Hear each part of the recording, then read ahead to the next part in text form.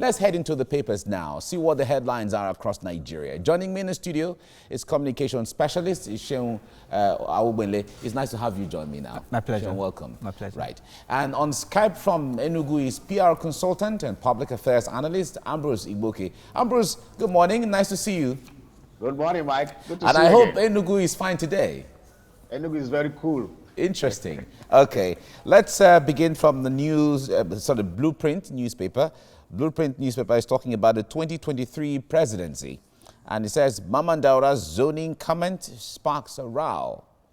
Maman Daura's zoning comment sparks a row. His view, personal opinion. There's the APC saying this, and the PDP organized works on zoning principle. This is a spokesman of the PDP saying that jettisoning arrangements to scheme out Southeast won't work. Ohaneze Ndibu is saying this. And let's respect North-South power equation. Afenifere is saying this. Okay, I guess my guest would like to talk about this. Let's hear comments from more Nigerians on this issue that is on the front burner. Now from there, let's go to Daily Trust newspaper.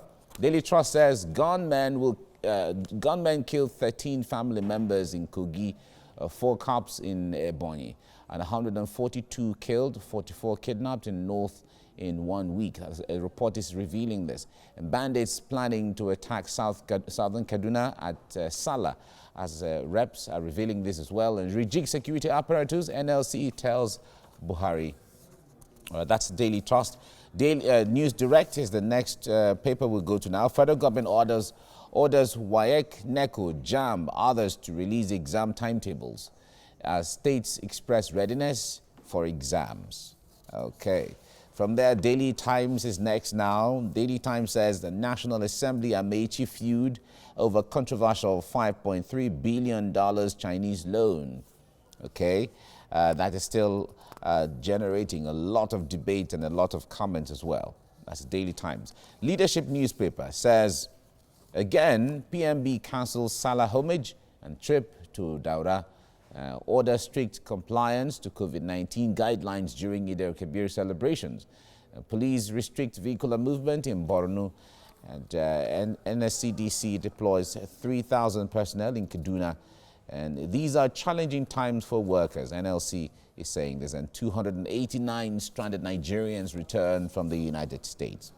That's the leadership newspaper. From there, let's go to the national economy, which is the last one we're looking at now. Aviation experts list benefits as Nigeria-US sign air transport agreement. Federal government okays 8.64 billion naira for Siemens electricity deal. Okay, that's the national economy. Okay, my guests will talk. Let's go to the story on the front page of the Blueprint newspaper, which is talking about the 2023 presidency. And it says the Maman Daura's zoning comment sparks a row. Now, some politicians have said that 2023 is still too far away and it's too early to talk about 2023. But others will say, of course, immediately after the election, the next plan now is the next election. Ambrose, I'm going to start with you there right now. I wonder what you make when Maman Daura, elder statesman, mentioned a few days ago that the idea of turn-by-turn presidency, the zoning presidency, is not the best for the country as it is right now, and looking for a way to get rid of the zoning presidency where the most competent, I'm using his word, the most competent candidate should be considered. What do you make of that? Well, first of all, I must confess that Maman Daura is not is being clever by half and is not telling the truth. Turn-by-turn presidency is a culture in Nigeria because of our antecedents, where a particular portion of the country, which is the northern part of the country, has basically have like a birthright to be the leaders in this country. In fact, it was so bad that they rubbed it on our faces that the first time the fake numbers came out, those years, I mean, Sokoto, for example, ruled, their own motto was born to rule. And it was because of outcry, they now changed it to the seat of the caliphate. So that is the kind of attitude that we had from the north until there were now agitations to say, this thing should rotate. So in 1999, when the new democratic setup started, the PDP introduced zoning arrangement to ensure that every part of the country is represented in the power equation. And it became a rotation between the north and the south. When Obasanjo was completing his term, the same people who are now saying that it is about merit were the people who agitated that the next president must come from the north. So the north produced Yaradua as a way of the power rotation that was agreed in 1999 by the political actors then. When Yaradua was, of course, because of the virtue of his death and the rest, he was not able to complete his term. His vice president, who was a southerner, completed his tenure. The north insisted that the presidency cannot come back to the south again because it is the turn of the north. Now, the north had its first term, had its second term, and it is not convenient for them to now say that, oh, it is not meritocracy. Well, I want to emphasize and really say it here that there are capable hands. There are very, very sound minds and very, very effective people from all parts of the country to become the president of this nation. Therefore, the South has competent hands. The North has competent hands. Now that the North is doing its 5th year, I will soon round up its 8th year and second tenure, it is absolutely unthinkable that the North will be saying that, oh, abolish zoning. Zoning cannot be abolished. All right. Now, the APC has said what Maman Daura said was just his personal opinion. So let us assume that it is his personal opinion and not the opinion of the entire North. Let's assume it is like that for now, for the sake of the discussion. Ambrose, I'll come back to you on this. Now, Shehu, I wonder what you make of this. Now, the ideals is that we always make comparison between Nigeria and the United States, where the president comes from anywhere. No one wants to know whether the president of the United States is from Philadelphia, or is from California, or is from Utah, or from Kansas, as the case may be. Is Nigeria ripe for that kind of an arrangement where the president can come from anywhere? I'm diametrically opposed to all that my good brother Ambrose said. Okay. The first thing is that what is the message and who is the messenger? It is important to get a proper context, or to have a context into this conversation. We must first of all separate the message from the messenger. Maman Daura is one of the most vilified people in Nigeria today because of his perceived relationship with President Muhammadu Buhari. Does everything that Maman Daura say can everything be discredited just by looking at it on the surface? No. What he has said is actually correct. Now, I need to remind Ambrose that rotation is a PDP arrangement. It is alien to our constitution. It is unknown to the rule of law. So it has to be established that there is nowhere in our constitution that specify that you must move by from convention, the south by convention and politics, have we not come to imbibe that into the way we run our politics? Even though it's not constitutional, but the convention of the people saying, let this be, that gentleman, some people call it gentleman arrangement. Oh,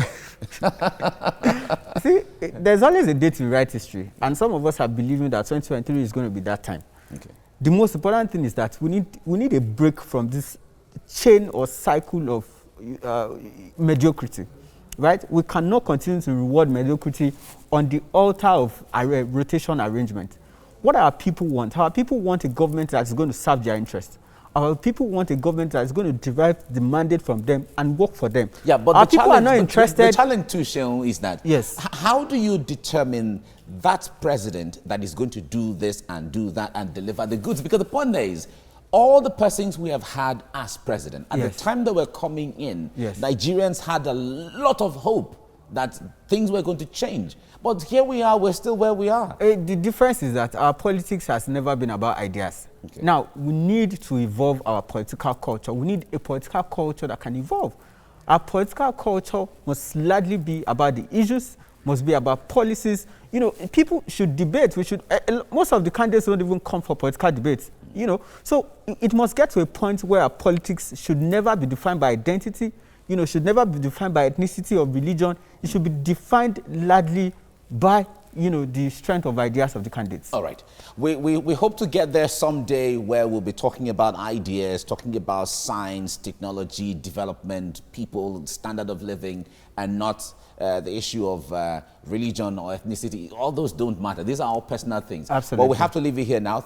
All right, we head straight to the papers and we begin with the blueprint 2025. Presidency Mamandaura's zoning comment sparks raw. His view, personal opinion, APC, PDP organized works on zoning principles, spokesman. And then we move to the front page of the Daily Trust. Gunmen kill 13 family members in Kogi, 4 cops in Ebonyi. To the front page of the News Direct now. Federal government orders WAEC, NECO, JAMB, others to release exam timetables as states express readiness for exams. We'll be looking at that story shortly. And to the Daily Times now. National Assembly, Amechi feud over controversial $5.3 billion Chinese loan. To the leadership newspaper, again, President Muhammadu Buhari cancelled Salah homage trip to Daura. Orders strict compliance to COVID-19 guidelines during Eid al-Kabir celebrations. Police restrict vehicular movement in Borno. And finally, on the front page of the national economy, aviation experts list benefits as Nigeria-US sign air transport agreement. Federal government okays 8.54 billion naira for Siemens electricity deal. All right, gentlemen, let's look at this story on the front page of the News Direct, talking about the federal government asking schools to reopen for exit classes so they can write the exams. That is the WAEC and NECO exams. The timetables have already been released, and some experts are saying that 2 weeks, because the schools are supposed to reopen August the 4th, 2 weeks is not enough, as this could lead to mass failures. Let's start with you, Dari. No, well, I will agree that 2 weeks may not be enough for pupils to prepare for exam. But I would say it's too late to complain about that. Is it? WAEC, I don't think federal government is the one fixing WAEC timetable. WAEC is a regional body. It's a West African Examination Council. Absolutely. And I believe this examination will be taken by students in the regional countries. Nigeria, Sierra Leone, Liberia, Ghana, and what have you. So I think before now, we should have considered the fact that these students will be writing exams, and it is not within our powers to fix the time. Maybe the call for resumption of call for preparing these students should have been done before now. So, except where it is possible to ask WAEC to postpone the examination for Nigerian invariably, what students. you're saying is there's not enough collaboration among countries of the West African region, looking at because they also are facing a pandemic. That's exactly what I'm saying. How prepared are the other countries? If they are more prepared than us, then it has to do with us. If it is a general problem, then the countries, the governments of these countries should be able to tell WAEC, look, I understand what it takes to prepare students for examinations. It's no joke. If you are asking SS3 pupils to go back to class in 2 weeks, they should go and write an examination that is regional. It is not for WAEC to now say, okay, we'll set the questions based on what you were taught. No. It has to be according to the curriculum. And if that happens, don't also forget that the term did not finish before we enter into this pandemic. Obviously, some things were left undone. Don't also forget that they ought to have resumed for another term, which was not, treated at all. So they have backlogs. And then they've been at home for... It is assumed that while they were at home, a lot of them were having online classes, perhaps lessons and all of that. But you will agree with me that not all of them, even if you choose to use the word a lot of them, it's debatable. Not all of them. And then if you consider the fact that we are in a country where access to the internet is restricted, financial powers to be able to even access the gadgets for the students by their parents is not assured. So in the midst of all this, the student is at home, hoping that we were hoping that he was reading on his own, and with less supervision or none at all. You cannot count on what he has done and said he is prepared for this. All right, let's get Sean's perspective to this now. I wonder what you make of this resumption for exit classes. Some have said that it is a recipe for failure, or that there will be mass failure with regards to this. Timetables are already out. What do you make of this? Well, I think I have a reservation with the headline. The Nigerian government did not order WAEC. In fact, the Nigerian government can't actually order WAEC. WAEC had originally fixed its exam for, I think, August 4. And then before, the Nigerian government said it was going to back out, and then they had to enter into a negotiation. So for WAEC, it was actually a negotiation. But this is, well, the Nigerian government can actually order NECO and JAMB, but it can't order WAEC. So that has to be put in proper perspective.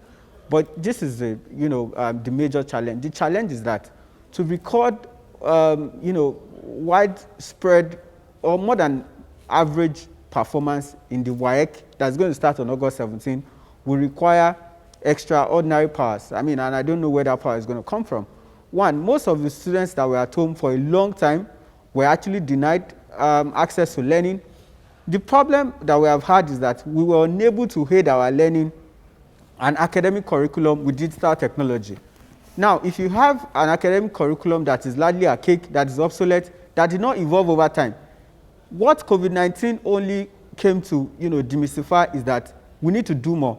But where some of us have a bit of, where we want to, the question we are asking is that we haven't seen the Minister of Education actually lead this, charge for what some of us have actually called a revival. We need a revival in Nigeria's educational sector. So we haven't seen that pathway going forward. So what if another COVID-19 comes in, another year? So we are going to be grounded again. We are going to shut schools. If we are to have a revival, like you put it, where do we begin? I'll still stay with you, Sheo. Absolutely. It has to start with understanding that education is now beyond the four walls of a classroom, right? Education has to be enabled with digital technology. And that is what people are doing. When Nigerian students were at home for more than 4 months, in other countries, education didn't stop. They didn't shut down schools, right? While schools were shut down, learning was going on with the help of teleconferencing platforms. But you also have to understand that there is limited access to the internet in Nigeria, like you said. But the point is that even with that, what are we doing with enabling or providing access to data? What has government done in that regard? So the most important thing is to understand that there is need for us to enable our learning with digital technology, and that is the next step or next pathway for education in the world. All right, let's bring it back to here now. Adari, your final words on this. He says we need a revival, so to speak, and if we are to have that, what would it take? And are we ready? Is there the political will for that? I think you just nailed it. The question is, are we ready? You see, when things happen, we're always eager to call for a turnaround, immediate turnaround, or this ought to have been done. Revival in the educational sector, vis-a-vis going digital.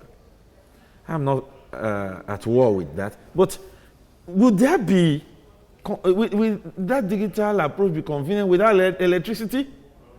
Even if you have all the data, all the gadgets, and then the time the student is supposed to, be hooked onto the tutors, NEPA decide to take light, or is it PHCN now, even in Kenya electricity, I don't even know what to call them again. And light is taking off, and all the gadgets become useless, all the data ineffective.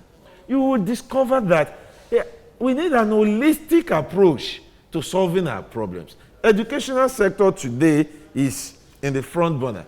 Health sector in front, because we had COVID-19. Right. And everybody is saying, if only we had digitalized our universities, if only we had digitalized our schools. If we did that, and we still don't have regular power supply, dependable electricity, all those things.